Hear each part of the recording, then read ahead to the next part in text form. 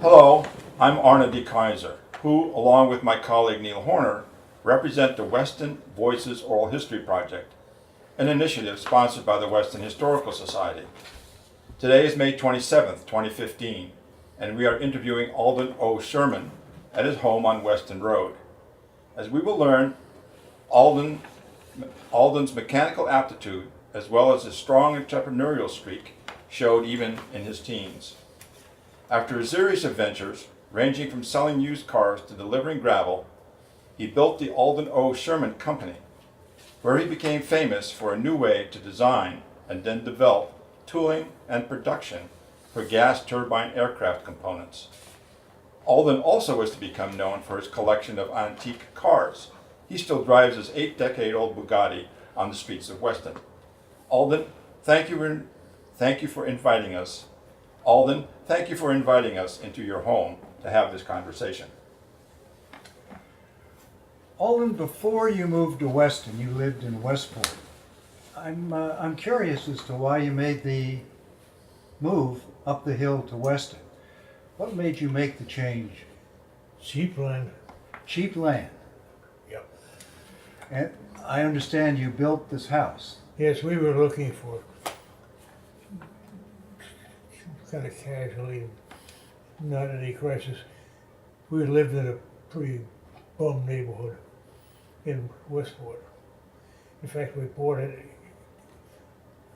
in after dark. We didn't know the trucking company across the street when we bought it. So anyway, we want to get out of there and get in the woods. In those days, it was woods here, this country. And you've been here ever since? You've Yep. never moved back and forth? 50-some years, 60, I guess.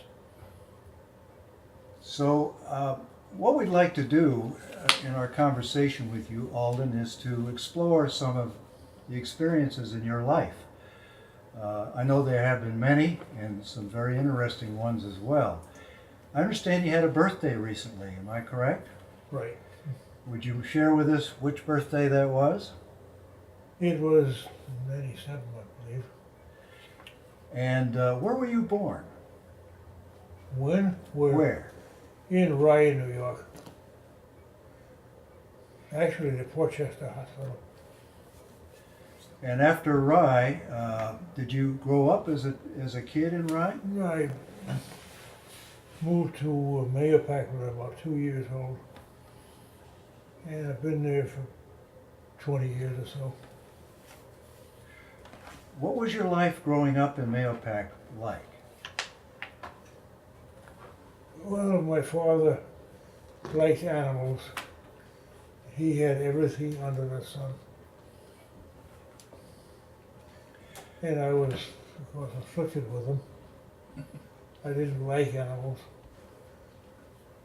to that extent. He had a riding academy, a dairy, a kennel facility, raising and selling Irish setters. Not all at the same time. Plus a chicken house. Had about 2,000 chickens, which trouble is they all got sick at the same time. Oh, So he was a very impractical man. So you never had any dreams about becoming a farmer, I Oh, take it. definitely not. Were you responsible for taking care of the animals? I was. And that wasn't an experience you remember or relish? I used to ride a horse to school. At about, the high school was about 6-7 miles away. And the school bus picked me up at about 4 miles. So I rode a horse to school to meet the bus.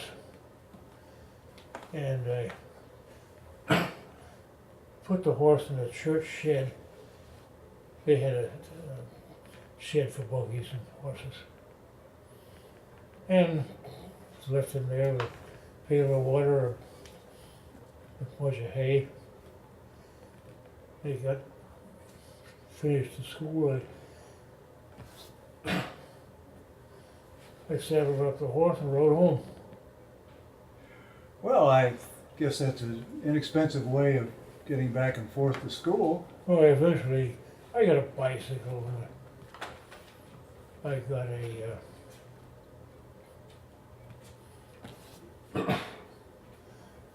the bicycle. Then eventually, I got a Model T Ford. My uncle gave my grandfather a brand new Ford station wagon, but he couldn't drive. His wife couldn't drive. So after being scared to death trying, they gave it to me. So I had wheels on it. Well, that was a big improvement over the horse. Yeah. A little bit more expensive. Now tell me about your schooling in Mahopac. How many school years did you attend school there, and did you finish them all? Did you skip grades? Was that a good experience? We started out in a little district school, had all 8 grades in one room, and I skipped for 3 or 4 grades. Of course, you couldn't help yourself there. You sit in school, they called up 5th grade, 4th grade, whatever, and they had the class in front of the room. So there was nothing else to do, so you listen. So you got it all. And I was in trouble all the time. Is that because you knew more than everybody else already, or was that for other reasons? Well, you couldn't help it there. And besides, I sat in the back of the room by an open window, and I used to save glass and rocks and things to throw out the window at the rats. The rats, of course, we beat the rats and leave some leftover lunch out there. The rats would come out to get it, and I throw a rock at them or a glass or whatever.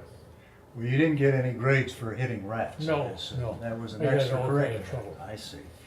Well, And now, fights and you mentioned 8 grades in one schoolhouse. So after the 8 grades, where did you go to school? Was it still in Mahopac? I got out of there finally. Uh-huh. The district nurse took pity on me, and the superintendent of schools for Putnam County got to be a good friend. And between the two of them, they got me into the high school in Lake Mahopac. And it was a big step forward. Now, some people have said that you have a very strong sense of independence. I don't know where that came from, but is that true? Wouldn't have the slightest idea. How did that develop? I didn't like animals, and I got away from it as soon as I could,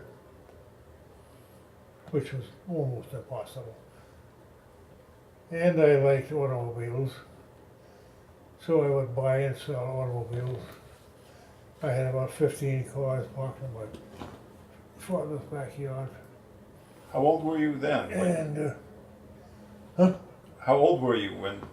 about 16, I guess. So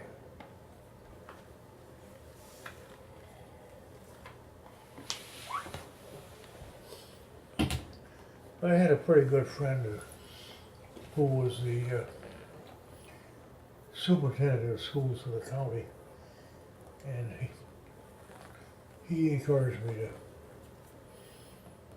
to get out of this. Well, I guess I said that already. Anyway. So he was kind of a mentor to you when you were growing up? Yeah. Anyway, as soon as I was 16, I had a car. I had a very good Studebaker that I paid $2 for. That much? Very good car. It's just old. And I had a trailer, and I had a junk business. I'd pick up scrap cars, and scrap iron, copper, brass, whatever, and sell it to the big dealer in Mount Kisco. I made some money that way. And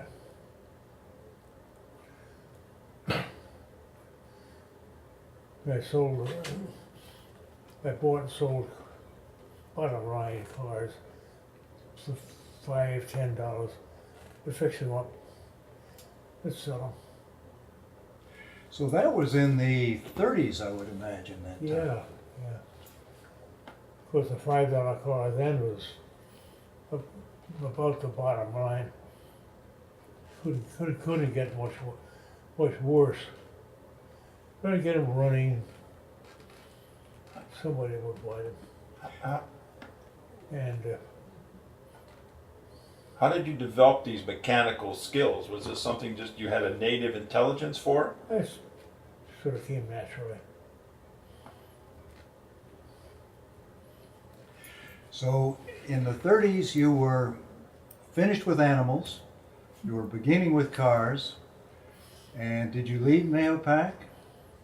I left Mahopac, finally got a job in night manager of a city service station in New York. I found out later I got the job because my predecessor was shot and killed. Anyway, Well, I didn't get shot. obviously not. Well, that's quite a story. It was lasted about a year. Then they closed up the station. And I had a couple of cars parked out back, which I sold. Let's see, I worked for a sculptor. And, oh hell. What did you do with this? The sculpture was. Well, it was Louis Jonas Studios. And I went in as sort of a helper. And I ended up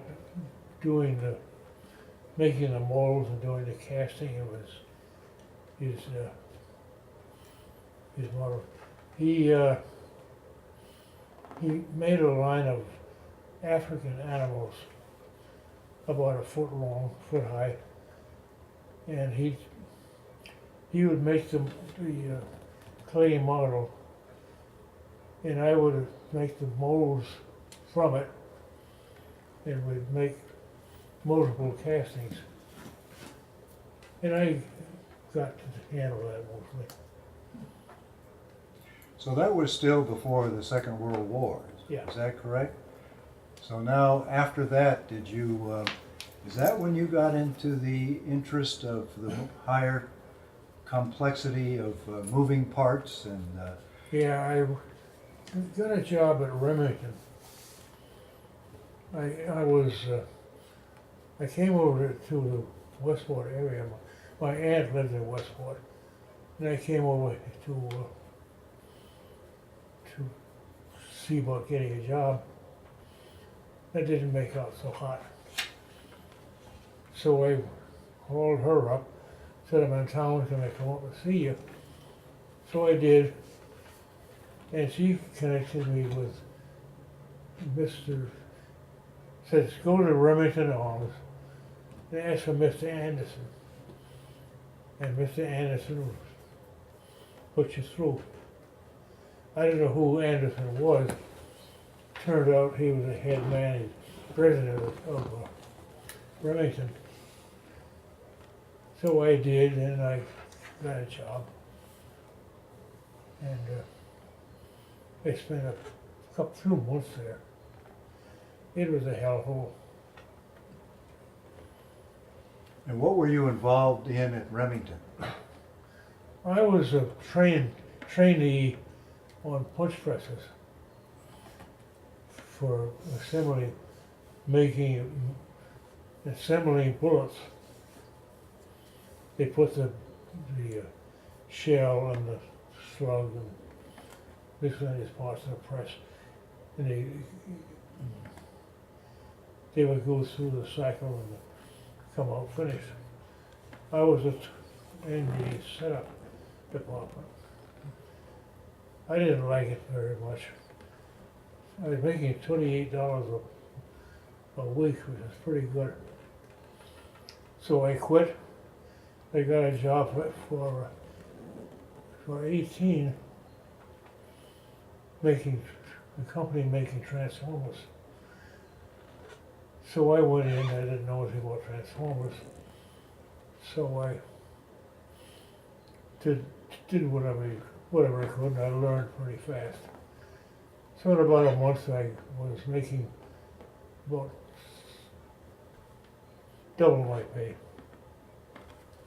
So you had both this mechanical aptitude and this kind of entrepreneurial, you wanted independence, Yeah. you could learn very quickly. In 1951, I think it was, that you started your own machine tool factory in Norwalk. How did that come about? How did you transition towards that? I have a hell of a time hearing you. Oh, I'm sorry. I was asking you that, I think in 1951, you began your own company, the AldenSherman Oh, yeah. company in Norwalk. Well, we went from place to place making transformers. We made electric motors. I had a half interest in that. We ran out of money. We sold half interest. So I ended up with a quarter interest and some money. And we went through that company. We bought and sold. And another company made transformers. One made motors across the street. Two companies. And back and forth, the usual.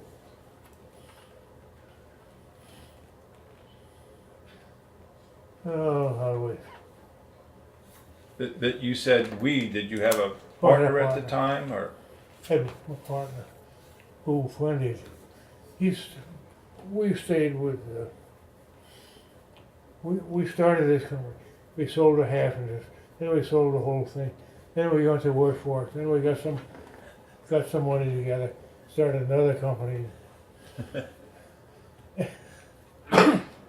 And what kind of contract work were We you made doing? electric motors, phonographs, and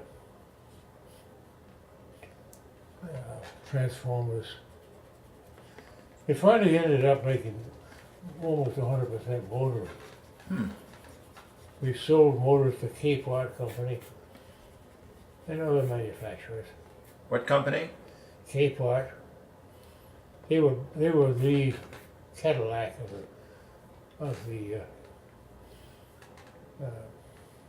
phonographs. And we had a pretty good name. Made pretty good stuff. So, Everything was fine except we didn't have any money. well, hopefully that started to come when you started this, Oh, invented always, this yeah. process for, I always ate all right. yeah. And then when did you get into this, the tooling and development of these gas turbine turboprop blades for aircraft? Oh, I worked for a company in Norwalk, and they were a little bit on the crooked side. So I finally got thrown out, and I started doing contract work for local manufacturers. I would go around, I'd ask them what I could bid on, and I ended up with quite a lot of all the work I could handle, and I delivered the parts. I kept adding more equipment, and I did all right. And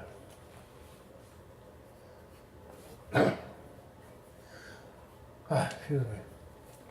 And then you also did contract work for Lycoming, I think. I think Yeah, that was a I big got- part of your I business. went to Lycoming to see what I could do, and they asked me what do I know about gas turbines, and I said, what do you want to know? So the people in the office didn't know a damn thing. So I did get a contract to make a inlaid guide vane for the J-47 engine. That was one of the very first jets manufactured any place. So I got this job, and I made the tools for it, and I made the parts, and it got paid quite well. So anyway, I learned pretty quickly that they didn't know what they were talking about in purchasing.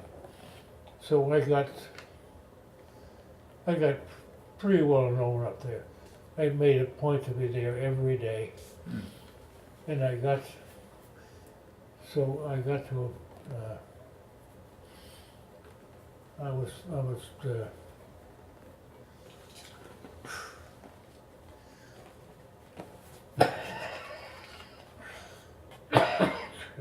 Do you want to take a break, Alden? yeah. Great. We'll just stop rolling for a moment and give yourself a chance to catch up. Actually, I'm not going to stop rolling, but that's all right. I'll just Yeah, cut out the. Sure. Have a sip of Guinness. If you want to do a little series of shorts, there are some stories that are pretty good. Like, tell us about those Christmas ornaments you've got up in the attic. Oh yeah, And that was fun. that's a real Depression era sort of story too, isn't it? It was during Prohibition. Hold it. Was it during Prohibition? No, Well, wait and save it. Save the story. yeah. When I was a teenager, I had a friend who was an ex-bootlegger. And this is going back a few years from where I left off. And he was involved in running liquor out of Brooklyn into Manhattan. And the revenue people on the Brooklyn Bridge, they knew his car, knew him. He'd come through, they'd nail him. Intercepted a load of liquor. So they had a big Packard touring car. The back seat was full of boxes of booze.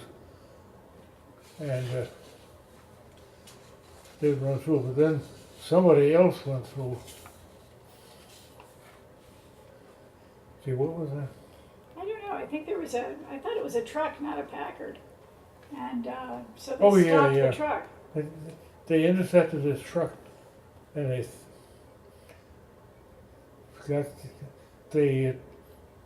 got the driver, tied him up, put him in the back, drove the truck into Brooklyn, all set to unload the liquor. They found out it wasn't liquor, it was Christmas tree ornaments. They got the wrong truck. So everybody they knew had Christmas tree ornaments. I still have some. Up in the attic. Do you have any stories about the time you were working for Lycomen or that period in your business? Oh, sure, many. Please. Where are you going? Sitting over here. Go on, keep on. This is you, not me. Start here. So I was asking you about any anecdotes that you want to share about your business life at the time you had this company where you were working on the turbine prop blades.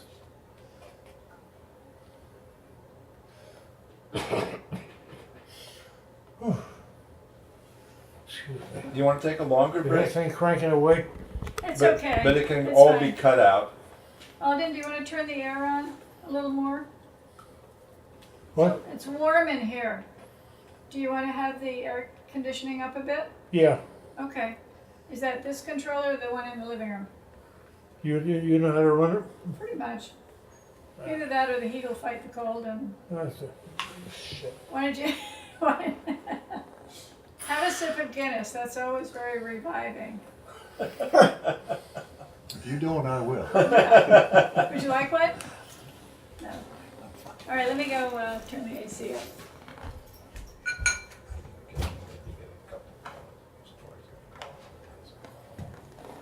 Yeah, and this, the ornament is done. Yeah. So maybe one more story. Business. Do that, and then we'll get into Weston. Right.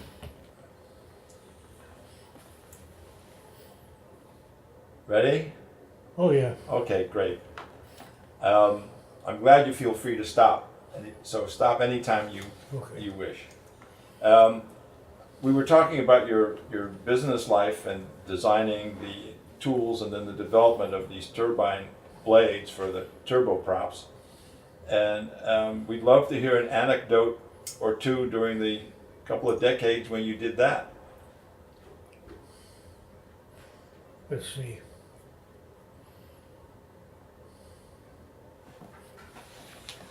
When I had, I got to know them pretty well at Lycoming. I'll go back again. Lycoming was two divisions. One was a production division where they made engines for, made the Curtiss Wright engines for the Army. And the experimental division was developing this gas turbine. It was run by Dr. Franz, who was German. He was brought over here after the war by the military. And his crew. So I got to know him and Dr. Adenstadt, who was his assistant, pretty well. And I see them every day. I made a point to make a delivery and go in their plant every afternoon. I made a policy of showing my face. And anytime they needed a part or any kind of a crisis or whatever, I was there. And I made very good connections. I knew the Army people who administered the plant. And anyway, anything came up, the first thing they did call Sherman, which was fine. Sure. I made a lot of money out of that. They'd have a crisis, I would make a die, whatever was appropriate, make the parts, and I came very fast turnaround. I had a couple of 3-4 people working my plant, and I kept adding to it. I ended up with about 30 people. Wow. And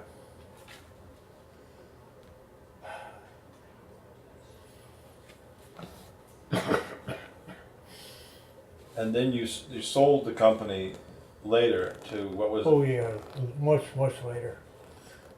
Lycoming lasted a long time.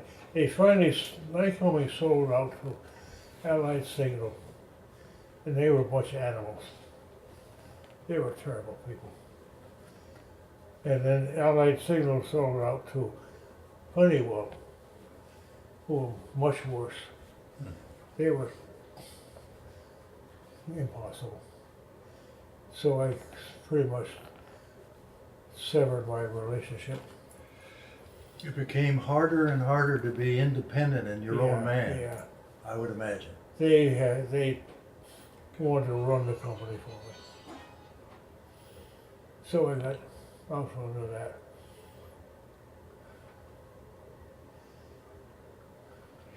Well, let's see, we had Mahopac, New York, Westport, and then you came to Weston, and you've been here a long time. You must have made some friends with some, I guess, real characters that you can speak about. I moved to remember. Weston before 1955. The road in front of the house here was washed out in the flood. There's a great big gap in the road up, just right out in front of the house. And if somebody drove a car into it, The car was completely below the level of the road. It was a terrible mess, terrible time. I didn't lose anything during the flood. We built this house. We were just about finished. And I lived in Westport. And I saw the water rising in the street, coming up through the gratings and the drains. So I moved my cars up on the hill. I moved everything in the house up out of the basement, and moved, even put the piano up on 2 chairs. Very, very connected. Same piano they have out here. And the water came up just 2 inches below the first floor, which is about 4 feet above ground level. So I didn't lose a damn thing. Everybody else left the cars and said, "Oh, it won't be anything." The whole neighborhood was lost the cars, lost everything, except me. Well, you have a reputation for good planning and good judgment, and it paid off that time. I went down the basement before the water started running in, and they cut the power to the upstairs I actually cut it with an axe. I chopped it, cut the power line, and I had a generator which I moved up onto the back porch. So I had power and lights all through this business. Everybody else was in the dark. So it was embarrassing. We were cooking on an electric stove. And we had just until the army came around. It made us move out. So I moved up to my aunt's house. This was in 1955, that flood? Yeah, That was a very damaging flood for that that was tough. area. I had just completed my first building on Lower Street, Norwalk, and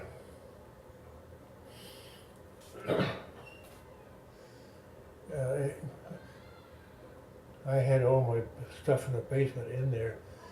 I was operating the business from Lower Street, and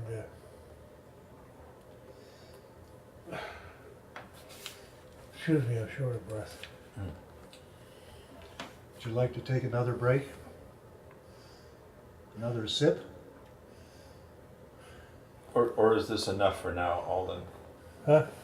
We don't want to impose on you. We can ask a few more questions and then go. No, that's all right. I've been in the hospital, Oh, and I'm short of breath. I'm getting old, for God's sake. well, you're still pretty vigorous, Alden. What about being in Weston for over 60 years? Who do you remember in town that you became friends with, or you felt really did a service to the town? And I knew Tom Bucky, the doctor. Knew him very well, still see him. He's up in Meadow Ridge now. But aside from him, Well, you knew Scott Hill, I understand. oh yeah, I knew Scott Hill. And I was a member of the Historical Society then. I didn't know many people, and the ones I did know were dead and gone. You were on the board of the society Yeah, at least once, I understand. yes. And can you remember during that time when something or some things changed significantly with the society? How did that develop during the time that you were participating? I don't remember too much in the very early days, but let's see what happened. I sort of dropped out. Well, of course, today you're very well known in town for the AldenSherman Classic Car Show. Oh, yeah. You're kind of the guiding light for that. And how did that come about? Well, we were, I guess we were in some kind of a show or something. And, and what's his name? Jim Petty. Jim Petty. He asked me, could they use my name in a car show? And I didn't see much sense in that, but anyway, he did. They promoted this car show. He used my name, and what the hell, I had nothing else to do. So I went along with it. And what of your cars did you show? I showed a couple of Bugattis. I guess I took them all up there. Two Bugattis. My daughter took her Bugatti. Then I took the Ferrari. And going back and forth in my Jaguar. That wasn't in the show, but it was parked there. I understand you picked up those Bugattis at a very good price. Yeah, I bought two Type 37 race cars, which was then selling for several $1,000s. I bought the two of them for, what was it? What the hell did I pay for them? Not much. Not much. Very little, in fact. A couple $100. But you put many man-hours of work into Yes, each so it one. took slowly, and I was running the business, that was the main thing. I took them apart and rebuilt them every piece separately. But I got everything done.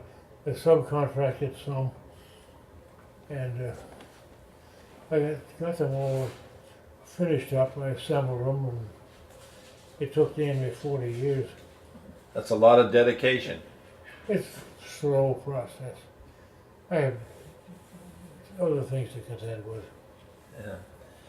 The what do you think your legacy will be? What do you think were the contributions that you were most proud of in terms of product or things you did or anything else that might come to mind? Well, I originated a lot of stuff in the gas turbine business, and I'll probably remember for that. I'm sure. But that's a pretty. It's not much. It's not very well known now. Nobody knows what a gas turbine is or who made them or anything about them now. But a good part of my life was spent with one way or another with turbines. So, You have patents resulting from your work? yeah, sure. They're a waste of time. I had some patents on in the gas turbine business. And somebody, was Elden Corporation, a Dutch concern, they opened a plant in Holland, hired my manager, and openly infringed. They didn't see it that way. They saw it as perfectly legitimate business. But anyway, the patents didn't tell them what they wanted to know. Fortunately, I had foresight enough to not put everything on paper. Mm. I knew the business pretty well, and I kept it pretty much that way. So they did not succeed in anything. In fact, they wanted me to buy them out. I said, "What the hell for? You don't have anything." And they did. They had a lot of material, a lot of stuff that they accumulated. They wanted to buy that, and I didn't want it. What other questions should we be asking you, Alden? What other things would you like to talk about that we've missed? My breath. Well, again, we can stop anytime you wish to.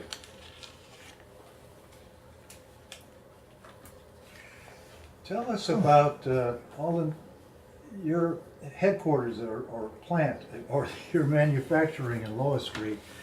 Tell us about your commute from Weston to Lois Street. What was that about? Was there some little car that you went back and forth? I went back and forth in a Bugatti most of the time. It's only about a 15-minute drive. Yeah,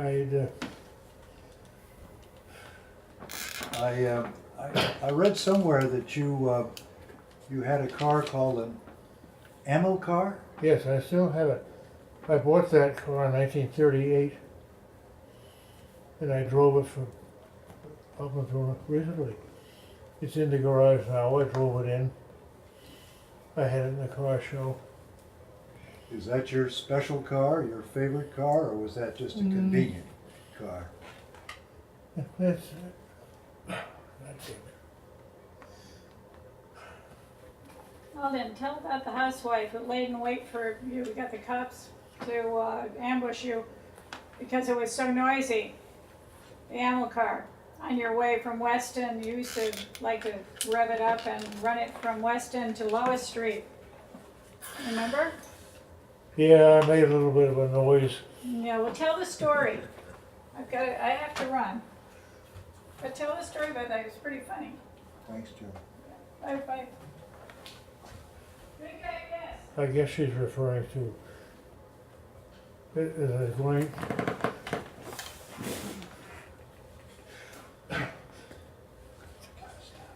I made a turn to uphill